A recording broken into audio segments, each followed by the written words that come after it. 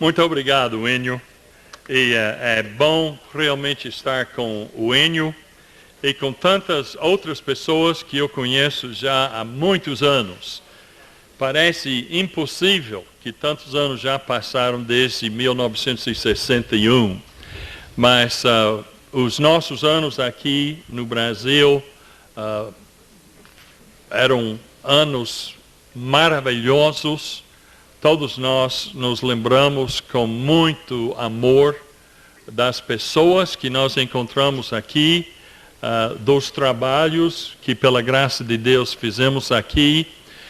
E eu estou emocionado de ver como a igreja progrediu desde 1961. É impressionante. Quando nós chegamos em junho de 1961, havia uma pequena congregação em Bela Vista. O Severino, cadê o Severino? O Severino era membro lá, José Marcelino estava lá. Não sei se há outros aqui hoje que eram membros lá. Mais tarde, o Alaor Leite se tornou membro lá. Mas uma igreja bem pequena, mas cheia de talento, de energia espiritual. O irmão Arley Smith e a esposa dele estavam trabalhando com aquela pequena igreja. Na Vila Maria, havia outra congregação, também pequena. Naquela época, eu acho que aquela congregação não teve mais que talvez 12 membros, no máximo. E eu resolvi, antes de chegar no Brasil, que eu nunca ia ler um sermão e que eu nunca ia falar por tradutor. Agora, são alvos bem grandes se você não fala a outra língua.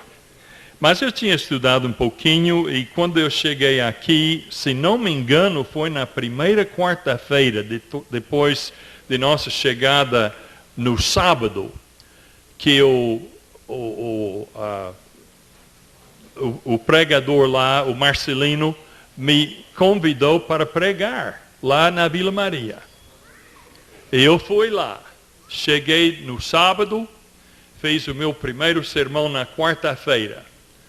Não sei o que eu falei. Eu não sabia o que eu estava falando aquela noite. E os membros também não sabiam, mas ficavam aí sorrindo e me apoiando. E são amigos meus até hoje. Agora logo aquela igreja fechou.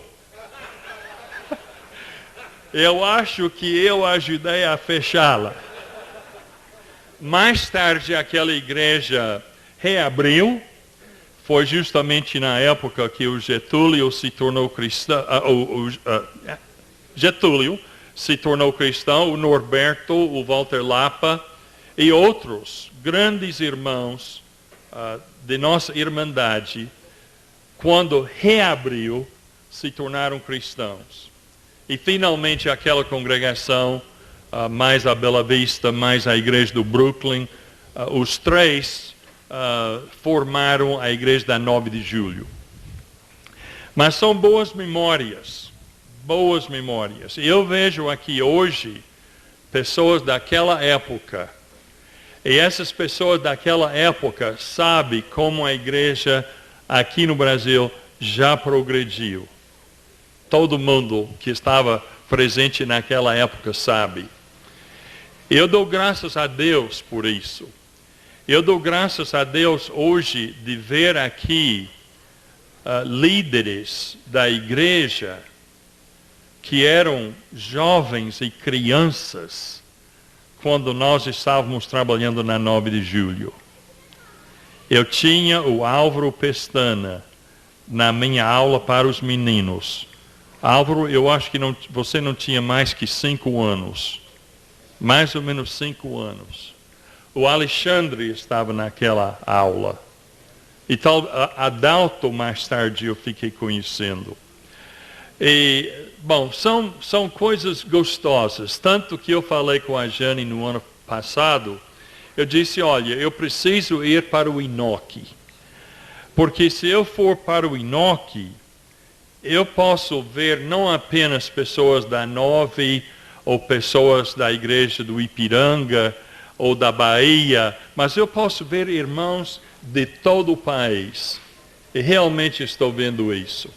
Eu dou graças a Deus por esta grande bênção que eu estou recebendo, e eu vou levar muitas lembranças de volta para os missionários que trabalhavam aqui.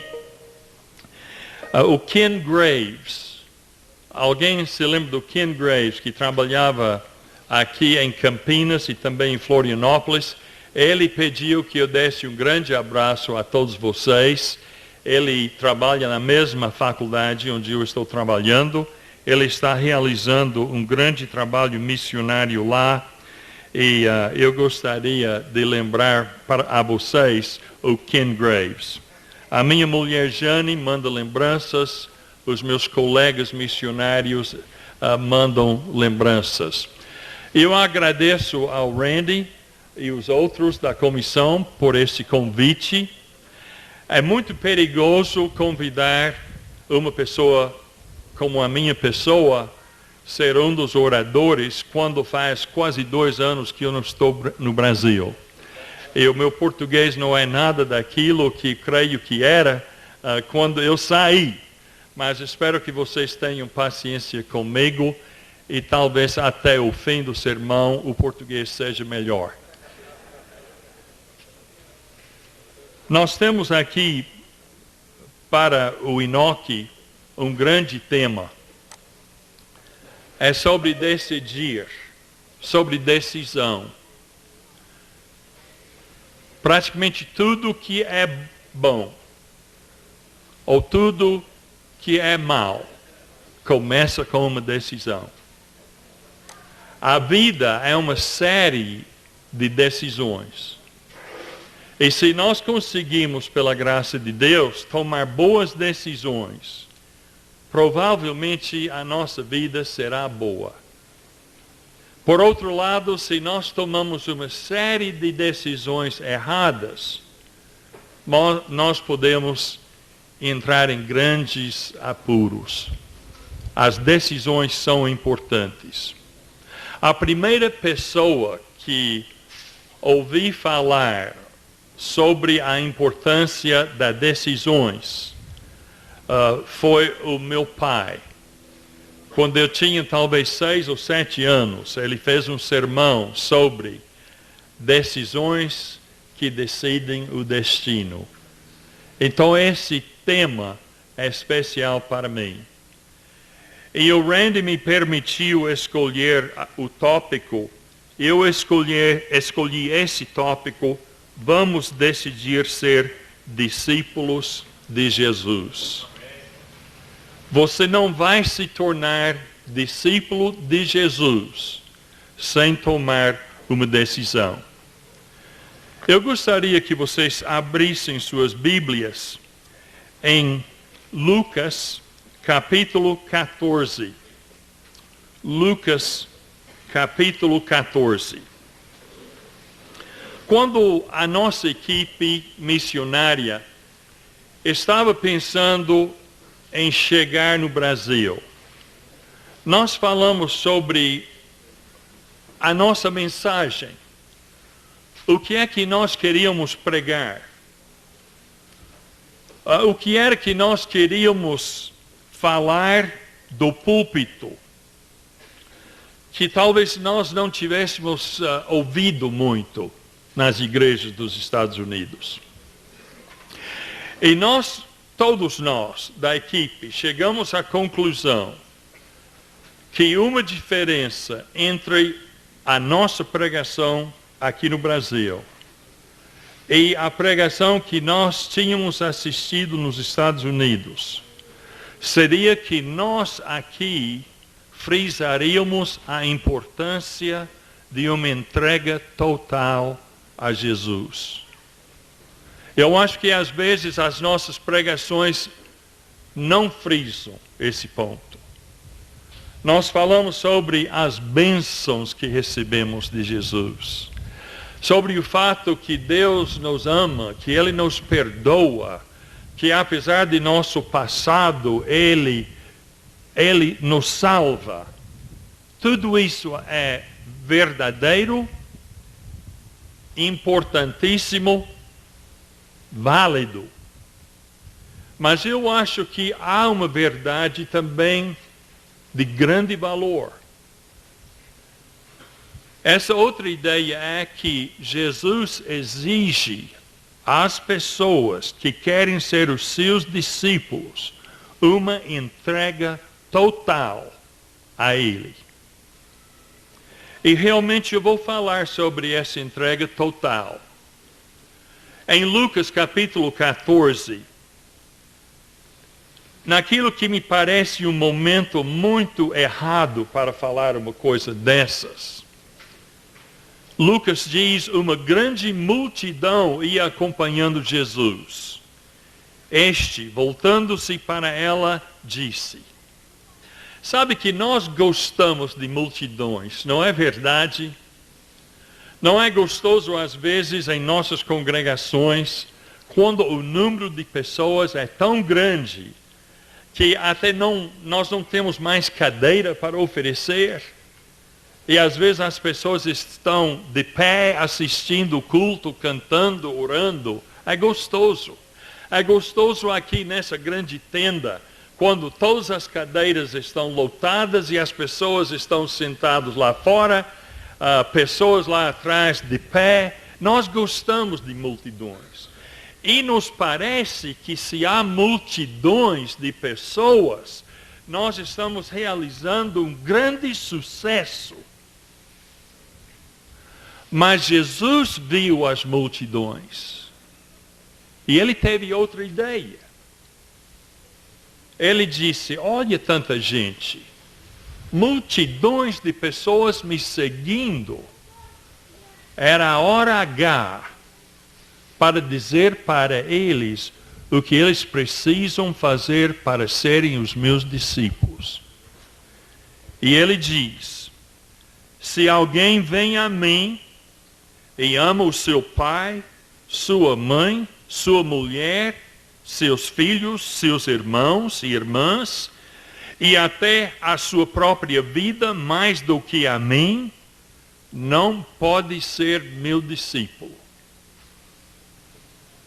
Mas Jesus não sabe que quando o Senhor fala palavras assim, que muita gente vai embora, que muita gente não segue mais.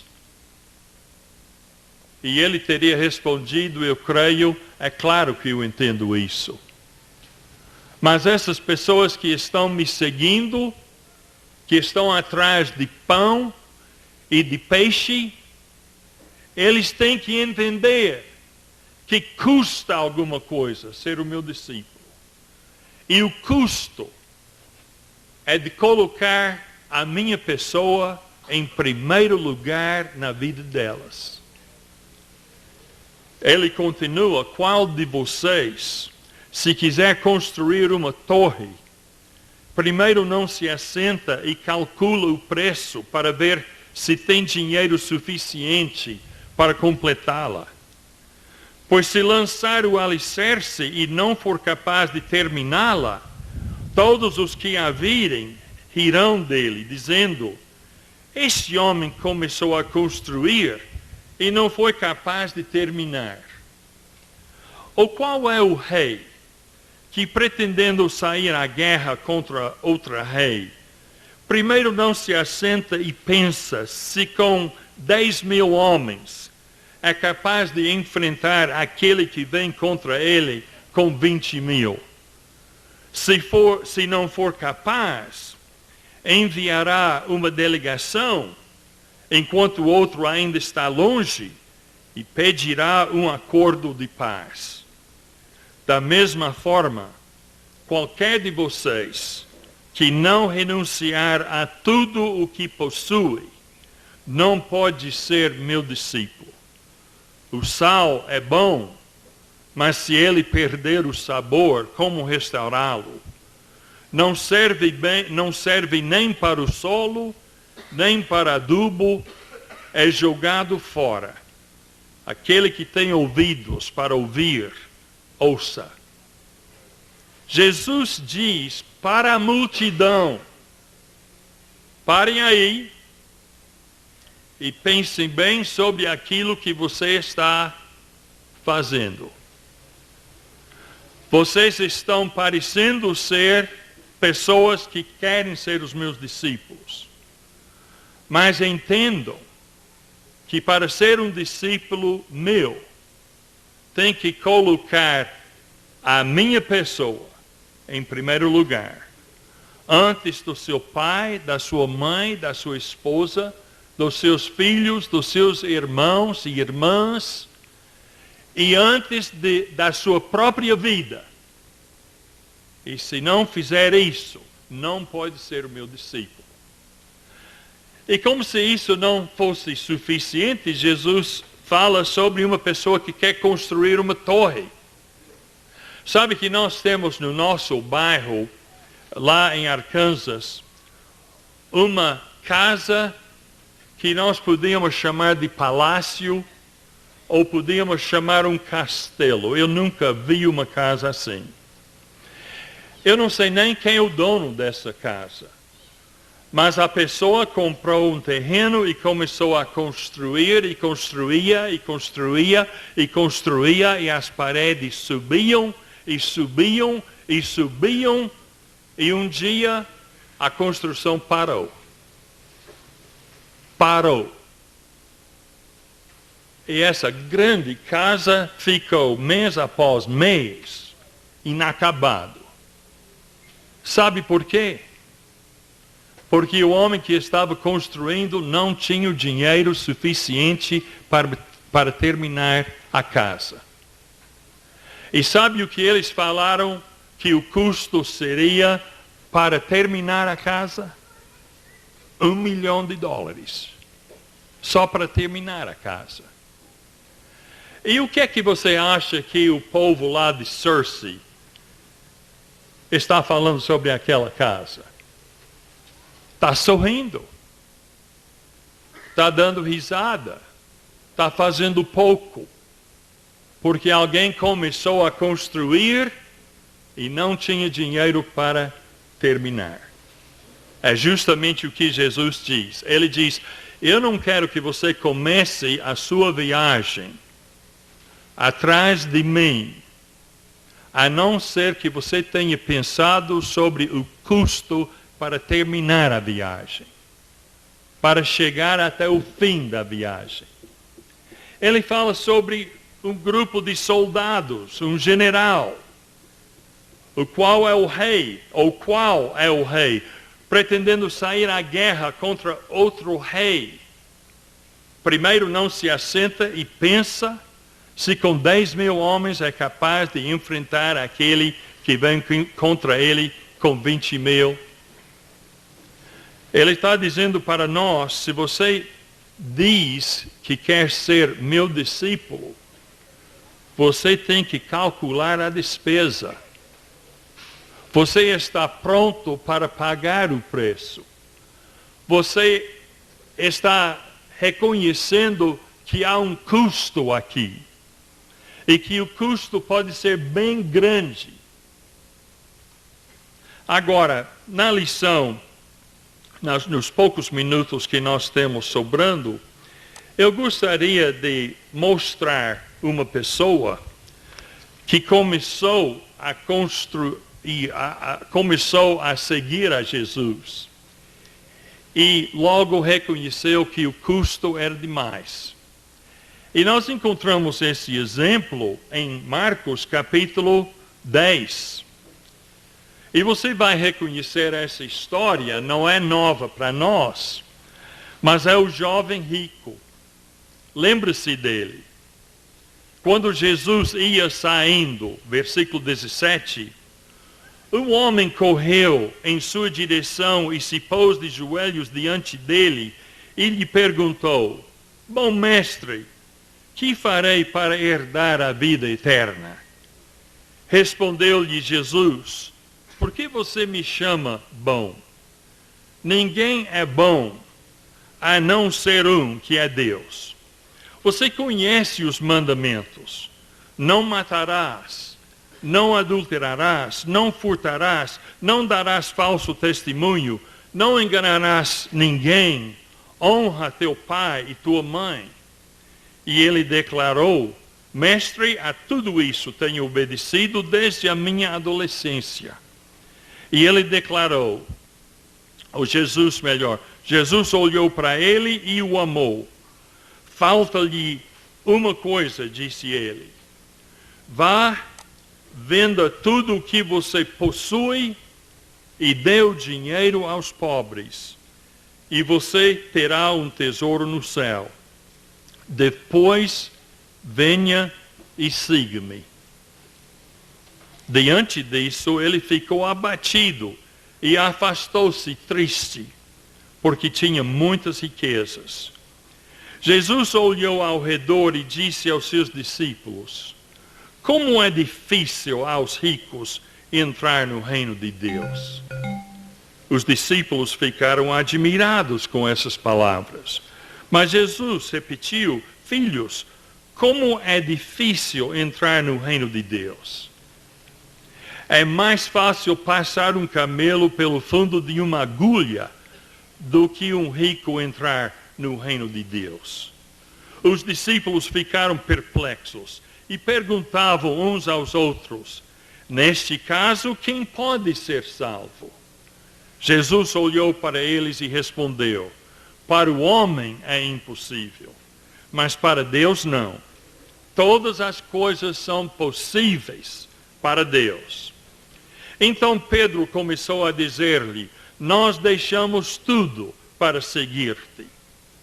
Respondeu Jesus: digo-lhes a verdade, para o homem é impossível, mas para Deus não. Todas as coisas são possíveis para Deus. Então Pedro começou a dizer-lhe: nós deixamos tudo para seguir-te. Respondeu Jesus: digo-lhes a verdade.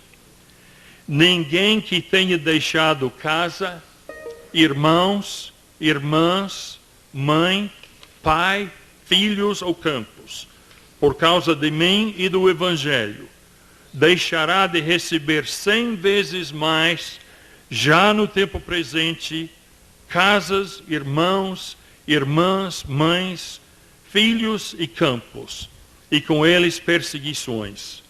Na era futura, a vida eterna. Jesus tinha dito em Lucas capítulo 14, se alguém quiser me seguir e ser meu discípulo, tem que pagar um grande preço. Tem que se entregar totalmente à minha pessoa. Jesus falou isso. Logo nós lemos em Marcos que um jovem rico chega. E o jovem rico quer saber o que é que eu preciso fazer para herdar a vida eterna. E Jesus explica os mandamentos que ele deveria obedecer. O jovem rico disse: eu já obedeci todos esses mandamentos. Jesus falou: mas falta uma coisa muito importante. Vá, venda tudo o que você tem e venha me seguir. E nós sabemos o resto da história. O jovem não queria fazer isso. Ele não queria fazer aquela entrega completa a Jesus Cristo. E por isso, conforme as nossas informações bíblicas, ele nunca mudou de ideia. Ele não queria se separar das riquezas. E por colocar as riquezas acima de Jesus Cristo, ele perdeu a vida eterna.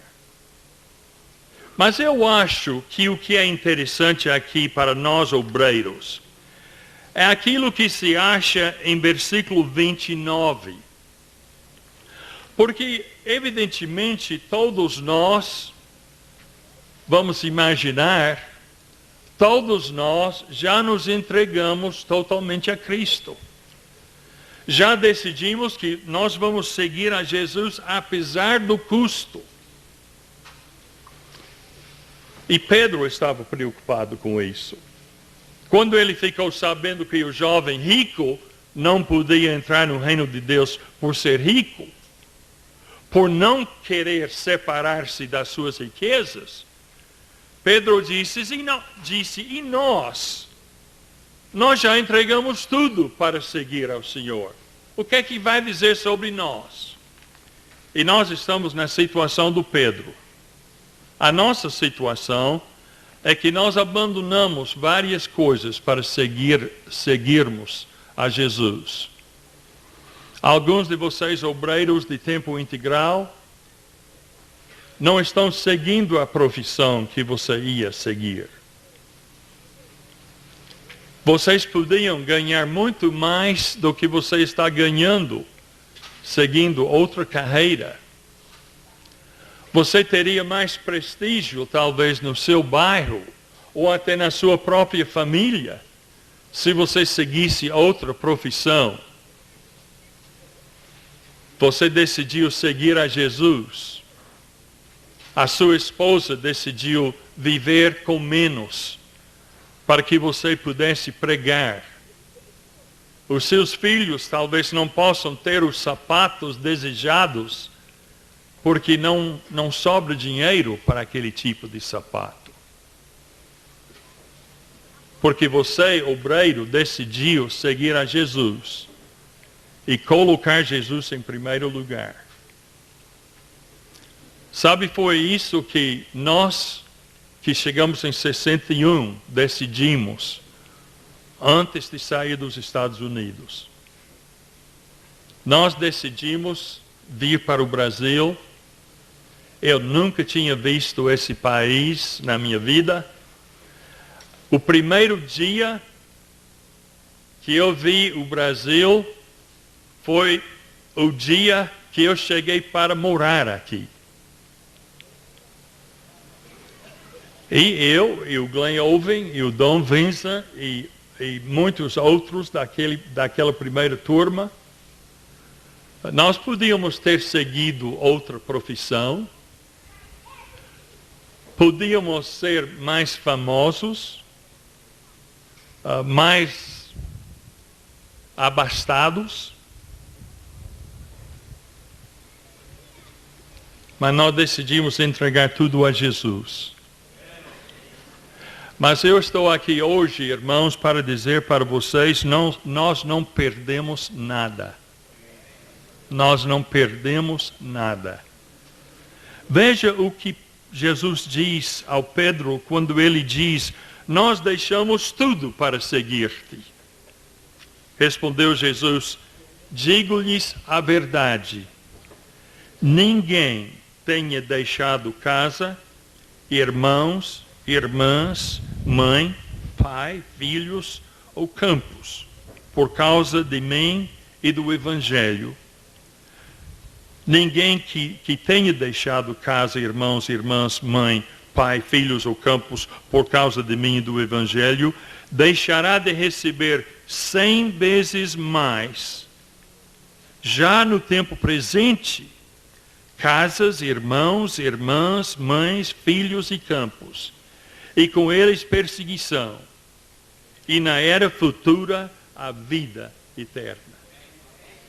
Sabe o que nós ganhamos por fazer aquela entrega?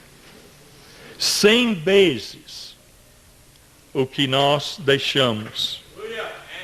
E eu vou dizer isso, a mesma coisa acontece com vocês.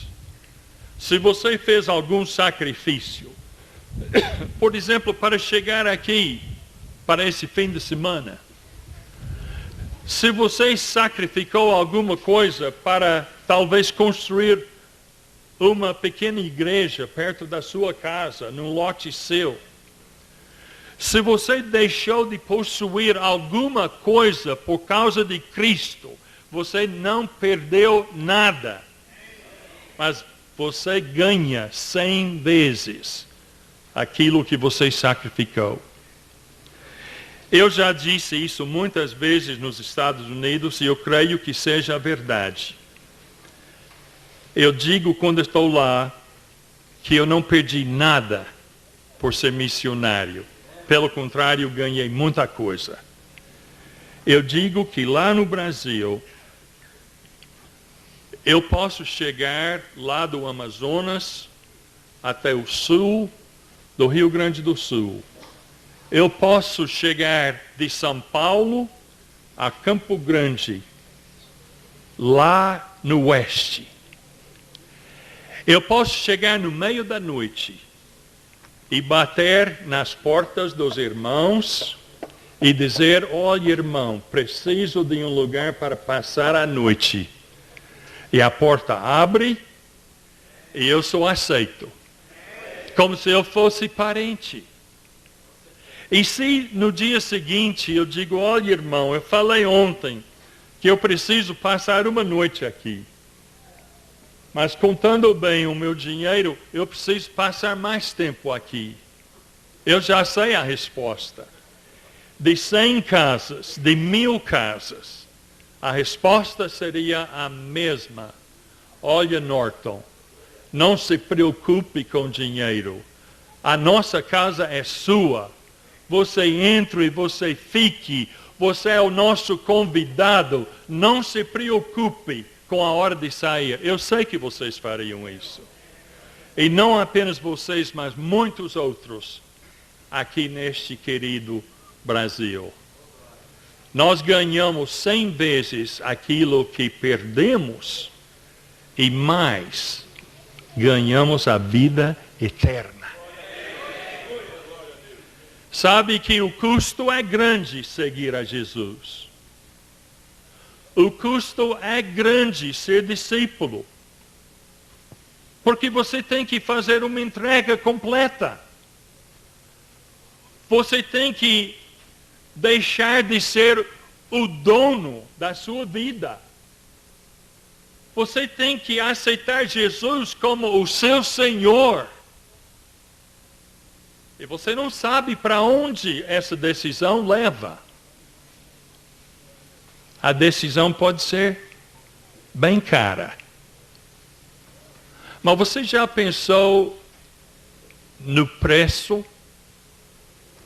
Se você decidisse não ser discípulo de Jesus?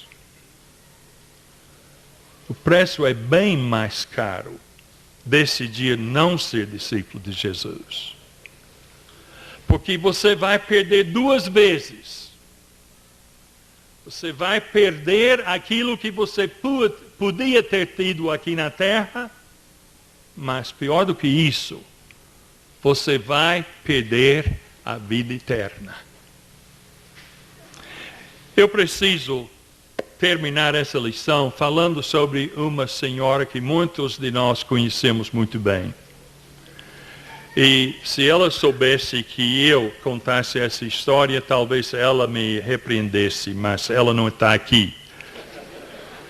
Ou se está vestida de outra maneira. O Allen Dutton, estou falando sobre o pai.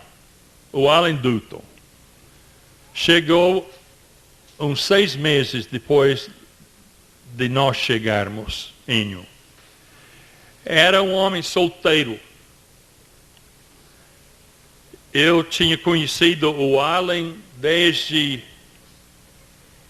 11 anos de idade.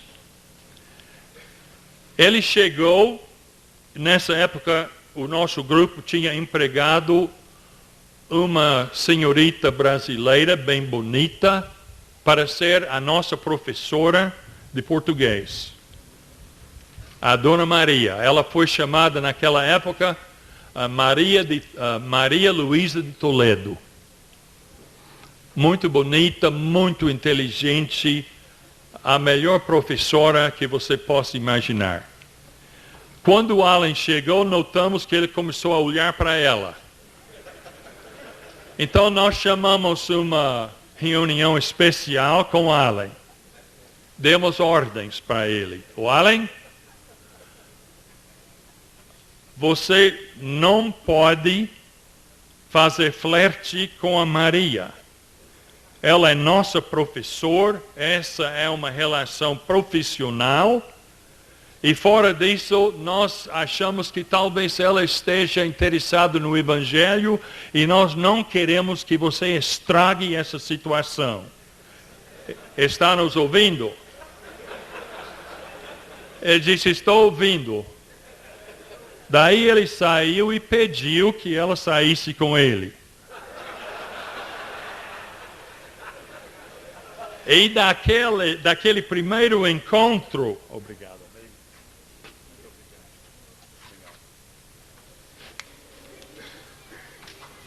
Daquele primeiro encontro, havia muitos encontros.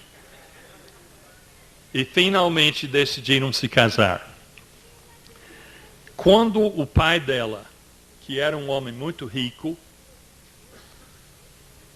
uma das famílias de São Paulo, chamada naquela época uma família de 400 anos, eu acho que agora seria de 500 anos quase, mas ela era de uma família de 400 anos.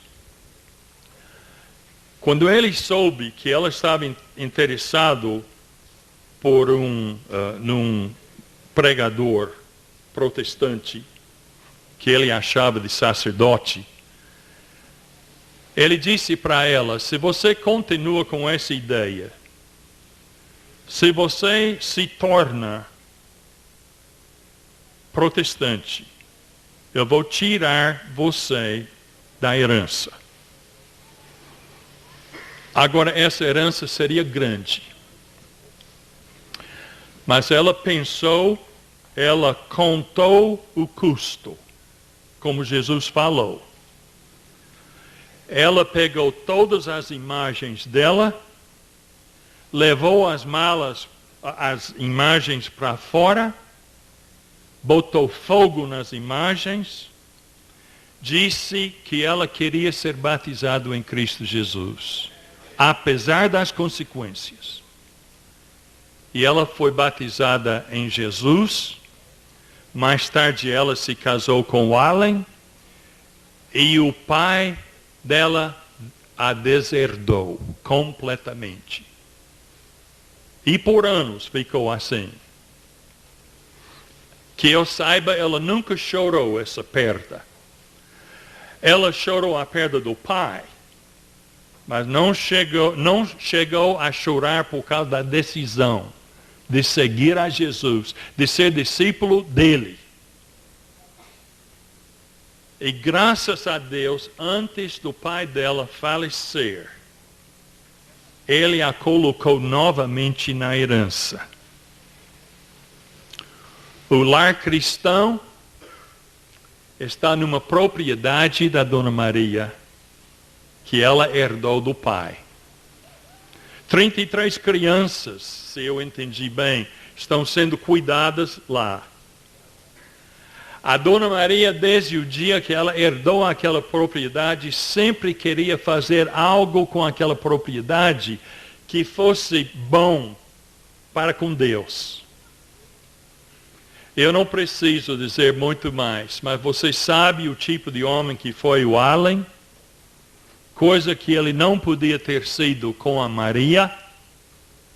Fora disso, tem 3 filhos formidáveis. Um deles, o Dr. Allen, que vai estar encarregado dos intensivos na semana que vem. Quando eu penso numa pessoa, nos tempos modernos, que decidiu ser discípulo, que fez uma entrega completa a Jesus, que contou o preço e disse, vale a pena, eu fico com Jesus. Eu me lembro da Dona Maria. E eu espero que quando nós ficarmos desanimados no futuro, talvez nesse ano que vem, que nós nos lembremos do exemplo de Pedro, de Dona Maria e de muitos outros que se entregaram totalmente a Jesus, que deixaram de amar as coisas do mundo e não sofreram nenhuma perda. E têm a esperança da vida eterna. Que Deus nos abençoe, para que sejamos discípulos verdadeiros e corajosos de Jesus Cristo. Amém.